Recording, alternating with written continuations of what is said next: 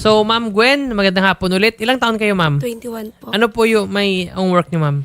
Singer po Singer. and vocalist. Okay, then ito naman yung sabunot po sa inyo po. Ano po pangalan niya? Desiree Camille De Jesus po. Alam niyo po ba ilang taon? 35 po yung pagkakaalam ko. 35. Ano po yung work niya, Ma'am? Sa casino daw po siya eh. Kasi siya nag-work. Parang ganun po. Okay. And itong dati yung kinakasama, ano po pangalan niya? J. Maningas. Ilang or taon na J. po? Mart Maningas po. Ilang taon na? 33. 33. Okay. Ano po yung background muna nito ni Desiree at saka ni J. Mark? Sila po ba ay kasal? Hindi. Hindi po sila kasal. Si Desiree po kasal po sa una. Okay. So, Kasal po sa una. okay, kasal siya sa una. So, parang nangyari kabit to si J. Mark. Apo, yes po. Okay. Tapos si J. Mart naman po, may dalawa rin siyang, ay may isa pa po siyang ex na may anak din po sila. Pero, Wala na po. wala siyang kasal. Wala po siyang Single kasal. to talaga si J. Mark. Yes Okay. po.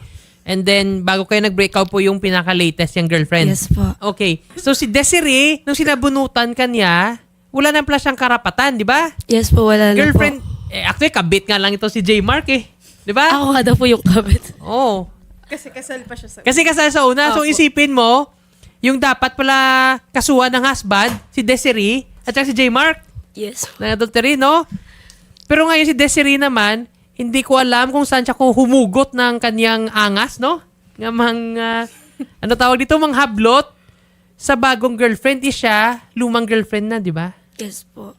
Ano po ba nangyari dito? Ano yung background nito? Bakit lang siya bigla parang Ano i-eksena po yan doon? event po ng anak nilang dalawa. So ako po, in-invite din po ni Jay Maningas. Tapos siya po, nung time po na yon, nag-chat pa nga po kay Desiree na, pumunta ka sa birthday ng anak mo. Kasi po, chinachat niya si Jay na hindi daw siya makapunta kasi may trabaho, ganyan. Kasi po, chat ni Jay sa kanya, punta ka na lang kapag gusto mo. Okay. Tapos sabi po ni Desiree na, hindi ako makakapunta kasi may work. So ako po, kasi po nung una, close po kami sa chat ni Desiree. So, Okay. chinat ko po si Desiree na, uy, pumunta ka. Kasi nga, first time lang mag-event yung anak mo. Tapos, ang sabi niya po nun, malamang pupunta ako. Parang pataray na po. Tas, pero okay pa rin po yung chat namin. Maya po, parang nagagalit na po siya sa akin. Tapos, bigla akong sinabihan na, para usan ka lang, ganyan. Tapos, sabi ko po sa kanya, bakit mo ako sinasabihan para usan?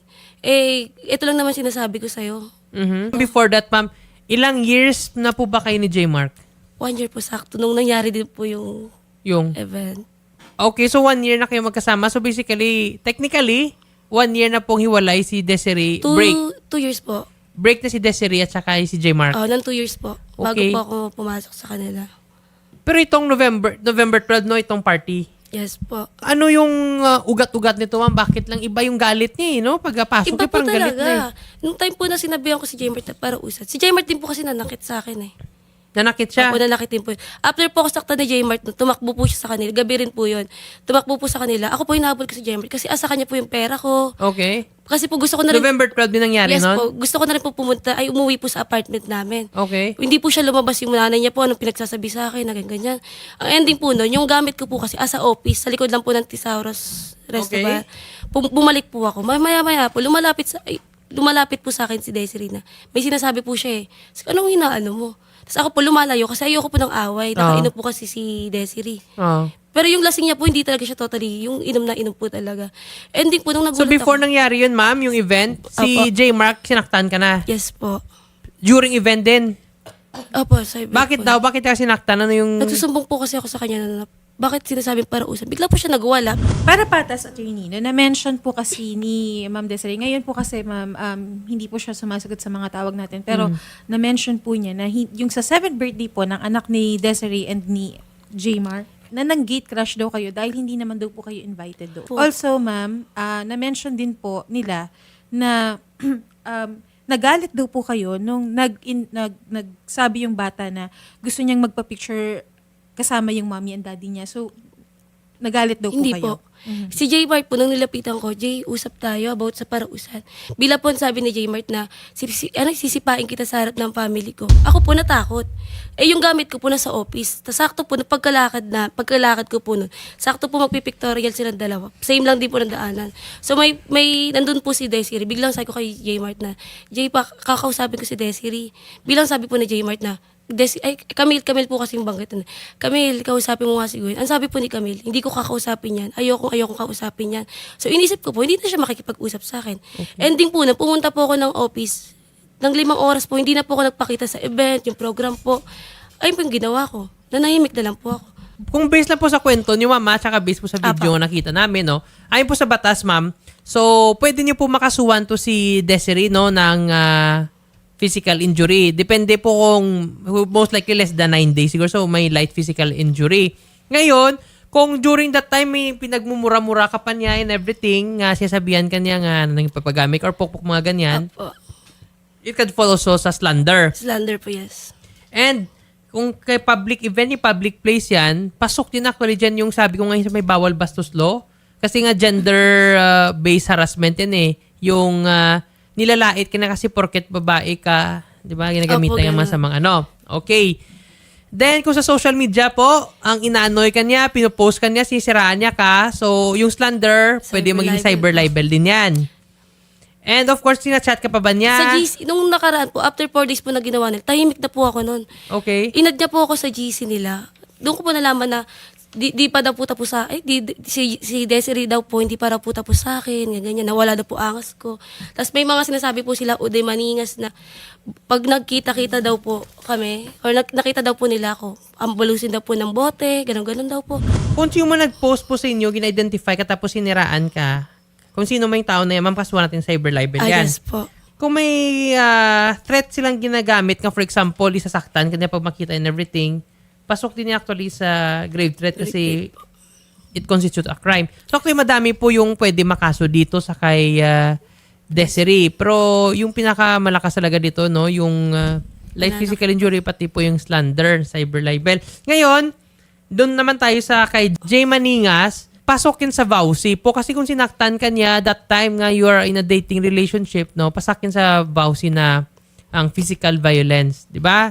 And of course, kung ganun din ginagawa, sisiraan ka niya through words or deeds or ganun, so ganun din yan, di ba? Slander. Ngayon, sa kay Desiree, masabi ko lang, since kasal pala ito, hindi pala sa anal, no? Opo, hindi. No, may kaso Ang pa sabi siyang niya nga adultery po nga. sa akin, Di ba sabi ko po, kayo nga dapat yung sabihan ko ng mga kabet-kabet, adultery. Sabi niya po sa akin, hindi mo ba alam yung batas? Ako pa po inano niya na, yung batas daw po, ayun na. Sabi ko, parang nablangko po tuloy ako na. So dito, no, for the information of everyone, kasi pag kasal kayo, tapos yung babae na lalaki, Yes po. no, automatic yan, pwede kasuhan ng husband yan, adultery. Di ba? Ngayon, yung babae nga nangaliwa, wala siyang karapatan na hampasin, saktan, kung yung bagong girlfriend ng kanyang kabit. Kasi in the first place, walang sila ng kabit niya. Illegal yung ginawa nila di ba? Extramarital yan. Sila ngayon may kasalanan. So may kasabihan nga sa korte nga, you cannot go to court no if your hands are not clean. Di ba? So dito, halatang-halata naman nga si Desiree po, yung may kasalanan kasi sinaktan ka. Diba? Hindi nga po, ang sabi po nila sa barangay, ako daw po yung kakasuhan nila. Ano daw yung kakaso niya? Nagka-trauma daw po yung anak nila. Pero kitang-kita po sa video, nandun po yung bata. Oo. Ang kung makita mo sa video, gamitin mong evidence and ma'am later no sa korte, nga sila naman talaga yung nag-create ng aggression eh. Kasi ikaw yung nakaupo, tama po ba? Opo, ako po. Kayo yung sinugod. So sila may kasalanan dito. May chat nga daw po siya sa staff po na move on na daw po siya, move on na daw po lahat. Bakit daw hindi pa daw po makamove on? Ang inahabol ko daw po, gusto ko lang daw po makipagbalikan kay Jay. Kaya daw po mga ganto-ganto. Eh sabi ko nga po, kinasuhan ko na nga po si Jay. Parang Baka, nakakatakot yung mga messages alam mo, nila, Warfare. Ayun nga po. medyo warfreak siya. Warfreak Alam yung mo mga kung messages, isipin mo si Desiree nga dapat yung hindi yata nakamove on. Break na pala sa 2 years pero hinablot pa rin to. Magandang hapon po, Ma'am Hazel Santos. Ma'am, ang lumapit po ma'am sa inyong barangay dyan, no? Si Ma'am Gwen Rodelas, no? At saka kinomplain si Ma'am Desiree kasi sinaktan siya, binugbog. Tama po ba? Una po, attorney, si Gwen Rodelas po, ang ibinalater po niya dito is si Jay Maningas. Okay. Which is, sabi niyo po. So, binigyan na po siya ng certificate to file action para dun po sa physical injury. So, labas na po tayo sa dun po sa ano. Next po, nung nagpabarangay po si Gwen Rodelas, ang kanya pong inireklamo nung November 17 po ay si Lourdes Maningas at si Ada Francesca Cruz po. At tungkol po ito sa paninirang puri dahil nga daw po nagpusa. Okay. Okay. Nagkaroon po, attorney, ng on process po, nagkaroon ng hearing. First hearing po is November 25. Nagkaroon po sila ng paghaharap, nagkausap po, pero hindi rin po nagkasundo dahil hindi po sila nagkaintindihan. Okay. So, nagkaroon po, attorney, ulit ng second hearing na nakaset po ng December 2, ngunit hindi na po dumalo. So basically, may fast forward natin, so binigyan nyo din ng certificate to file action. Wala? Hindi po kasi ako naka-attend ng pangalawang patawag Okay. po. So pero dito sa kay Desiree po, hindi po ba siya naipablatter? Kasi po sabi nila, una po inano po ako nung mga nakausap ko sa barangay na. Kasi po sabi po nung UDE, tas ADA, nakabit daw po ako. So sabi ko po, Okay. Ma'am Hazel, bakit po hindi nyo tinanggap yung blatter, ma'am, ni Ma'am Gwen laban dito kay Ma'am Desiree? Attorney, una po kasi, ang nagpa-blatter po is, nauna po sa kanya si Desiree Camille po, nagpa-blatter ng November 27. Doon po sa pangyayaring pagsasabunutan po nila. Okay. Sa event po ng anak. So ngayon po, na anuhan po namin na si Ma'am Desiree ay taga San Jose pero ang pangyayari po ay sa Partido Narsagaray. Okay. Which is tinanggap po namin dahil Okay. Ngunit si Ma'am Gwen Rodelas naman po ay sa San Jose din po pala naninirahan. Okay.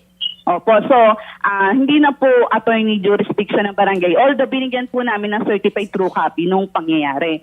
Tapos po, bumalik po dito sa Gwen mga mag-amant na po yun attorney na ipapabarangay daw po niya si Ma'am Desiree dahil daw po sa pangyayari.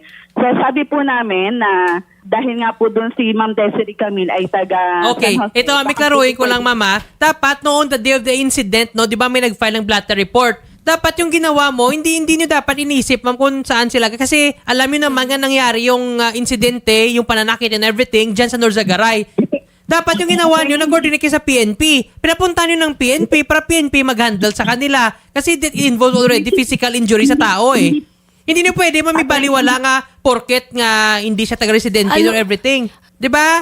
I mean, sa barangay, syempre kayong unang lalapitan nila dyan kasi the event occurred at Barangay Norzagaray sa Bulacan. Malamang kayo yung lalapitan nila para humingin tulong para i-coordinate sa mga kapulisan. So hindi niyo pwede na mamitakwi lang agad-agad sabihin nyo nga out of our jurisdiction. 'Di ba? On that day nga nangyaring event, dapat agad-agad kinordinate nyo sa PNP. 'Di ba? Ang nag-message po sa atin yung Desiree, ang sinasabi po niya, hello po, magandang hapon po, this is Desiree, ano naman po, problema. Bakit po ba niya ako ginugulo? Kapag hindi pa po siya tumigil, ma'am, idedemanda ko po siya. Alarming scandal, child abuse, physical injury, and cyber libel. Nananahimik na po ako, manahimik na rin siya. Lahat po naka-move on na sa nangyari. Siya na lang po ang hindi maka-move on. Siya pa po, yung may lakas ng loob pumunta dyan at magreklamo, gate crasher siya sa birthday party ng anak ko. Tapos siya pa tong matapang na magreklamo dyan. Lahat ng nangyari sa kanya, kagagawan niya po lahat. Pasensya na po kayo, pati po kayo naabala. Lahat po kami naka-move on na. Siya tong hanggang ngayon hindi pa rin nakaka-move on sa nangyari. Ang gusto lang po niyan mangyari, balikan siya ng tatay ng anak ko. Kaya ganyan yan. Marami din ako pwedeng ikaso sa kanya pero mas pinili ko na lang pong manahimik dahil naaawa ako sa kanya. sabi niya po dito, hindi pa daw po siya tapos Sige, sa akin. ganito na lang po actually, no? So, sa i-counter lang natin sinabi po ni Desiree, I don't know kung anong pwede makaso sa inyo kasi based po sa video, kitang-kita naman nga siya po nag-cause ng aggression. So, talaga siya yung pwede kasuhan natin doon. And hindi rin ka pwede kasuhan, ma'am, nga sabihin niya, Alpiskan. kabit ka kasi hindi ka naman kabit. Kasi nga siya nga actually Apo. yung nangabit, di ba? Ang tutulong po yung team, ma'am, ng Wanted sa radyo, ma'am, no, nga ipa-police blatter na lang natin talaga to.